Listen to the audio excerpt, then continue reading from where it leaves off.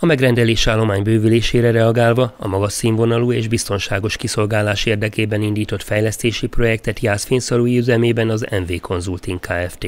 A sokrétű infrastrukturális beruházás kivitelezői szakasza másfél évvel ezelőtt indult. A Gazdaságfejlesztési és Innovációs Operatív Program Plus keretében a miniszterelnökség kiírt 2021. december 20-án egy GINOP Plus 12321-es felhívó kódszámú pályázatot, amire sikeresen nyújtottunk be támogatási kérelmet, és 2022. március 1-ével elkezdtük megvalósítani a technológiai fejlesztést és infrastrukturális ingatlan beruházást Jászfényszalui telephelyünkön.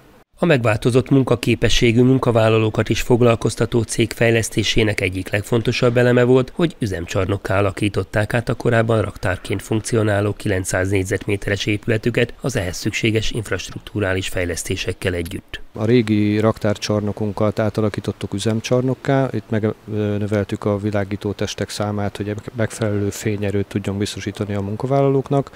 A régebbi üzemcsarnok részünket pedig átalakítottuk raktárrá, ott padlócsere, a régi burkolót ki kellett cserélnünk egy csiszolt betonpadlóvá, mert nem bírta el az anyagmozgatás során keletkezett terheléseket. Valamint az átalakítás részeként álmennyezetet szereltek fel a hőingadozások kiküszöbölésére.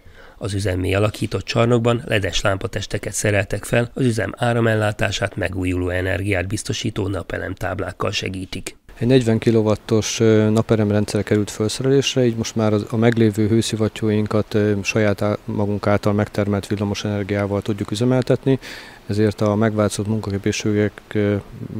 munkaképességű munkavállalóink sokkal kényelmesebb környezetben tudnak dolgozni, mert mind a nyári melegben, mind a téli hidegben kellemesebb, egyenletesebb hőmérsékletet tudunk nekik biztosítani a munkavégzés közben. Az infrastrukturális beruházás keretében a legfontosabb volt a villamosenergia hálózat fejlesztése. Meglévő berendezéseikhez már nem biztosított elegendő villamosenergiát a régi 160 kV/amperes transformátorállomásuk. Ezért telepítették az 1 megawattos BHTL trafóállomást üzemükhöz. A Magyarország kormánya és az Európai Unió társfinanszírozásában támogatott projektben végrehajtott technológiai fejlesztés szintén a hatékonyság növelését szolgálja. Technológiai fejlesztés keretében sikerült megvásárolnunk egy számítógép vezérlésű ragasztógépet, amivel a display forgalmazó megrendelőinken tudjuk kiszolgálni, illetve a raktári munkák elvégzésére egy 3 tonnás homlokvillás targoncát és 2 darab gyalogkíséretű targoncát vásároltunk. A jelenleg mintegy 180 munkavállalót foglalkoztató termékek csomagolását, összeszerelését, valamint minőségellenőrzést végző cég összesen 170.337.812 forint visszanemtérítendő támogatást nyert.